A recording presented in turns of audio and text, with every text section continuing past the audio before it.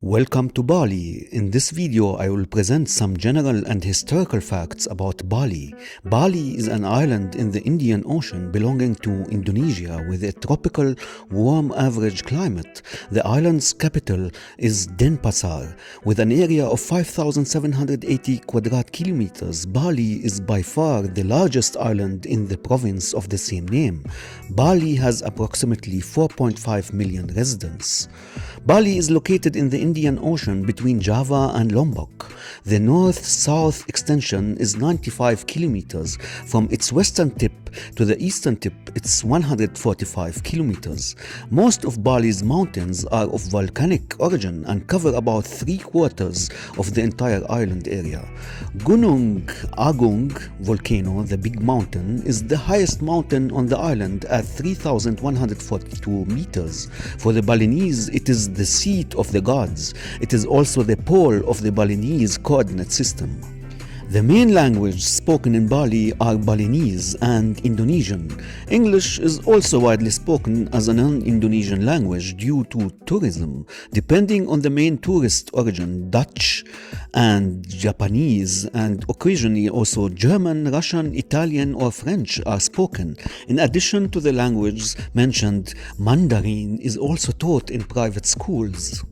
89% of the population are Balinese. The rest are divided between small Javanese and Chinese communities. But now to the main point of the video, the historical evolution of the island Bali.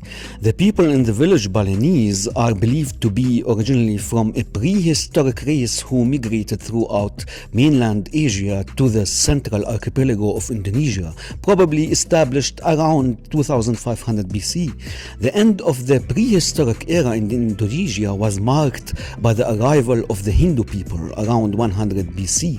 But now to the Majapahit and their descendants. The Hindu Majapahit Empire 1293 until 1520 of East Java founded a Balinese colony in 1343. The Majapahit Empire collapsed at the end of the 15th century due to succession quarrels, and its territory was then passed under the control of one of its vassals, the Prince of Kediri of Central Java.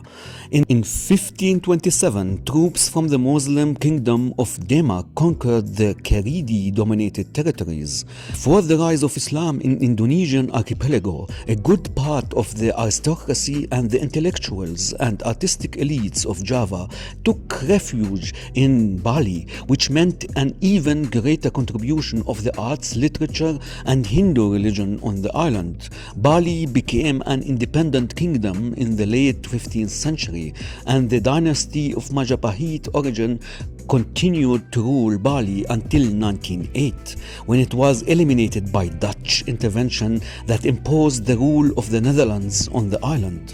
The first Europeans to arrive on the island when a Portuguese ship was wrecked off the Bukit coast around 1585. In 1597, the Dutch explorer Cornelis Houtman arrived, who claimed Bali for the Dutch crown. Shortly thereafter, the Dutch established a trading company and a trading colony, and starting in the 17th century, the Dutch East India Company began trading in rivalry with British merchants. The trade of the kings of Bali with the European companies was based on the sale of slaves that they sold in exchange for opium. Slaves from Bali were highly prized. They were prisoners of war, criminals, orphans, and widows. The slave trade in Bali is considered to have been the source of several subsequent conflicts. Dutch colonization.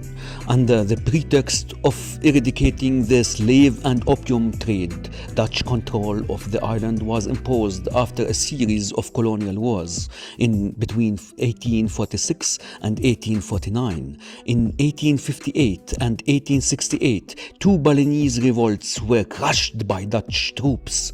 A Christianization campaign was then launched, which failed due to resistance from the inhabitants of the island.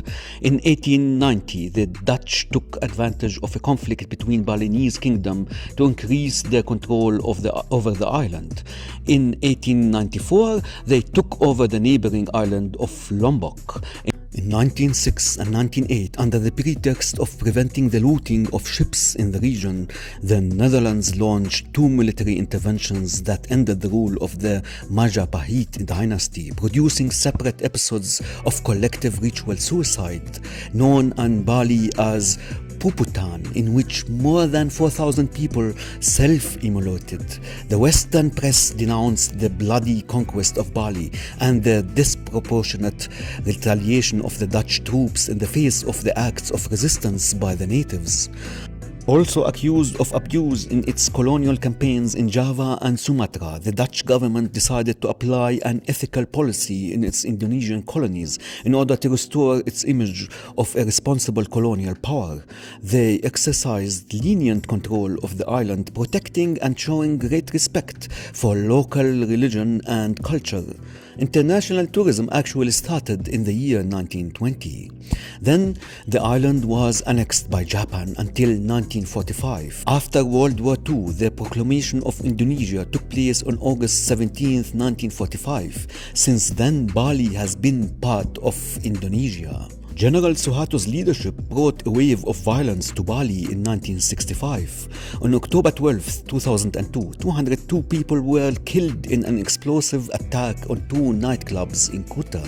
3 years later, on Saturday, October 1, 2005, three explosive devices killed 26 people. There were 122 injuries. Two of the bombs detonated on Jimbaran Beach, another in front of a Kuta Beach restaurant. The police assumed suicide bombings and suspects the radical organization Jemaah Islamiyah behind the attack. After this fact, several countries warned about the risk of traveling to the affected regions. Consequently, the number of tourists in Bali fell by 31%. However, Bali has been overwhelmed by excessive tourist demand that confronts the island with problems of pollution, environmental deterioration, and a shortage of drinking water supplies. Everything indicates that the sustainable management of tourism, its main source of income, will be the great challenge of Bali in the first decades of the 21st century. This was only a brief overview of the historical evolution of Bali. In the next video, I will present the traditional cuisine and the variety of food that you can find in Bali. See ya, adios, and ciao.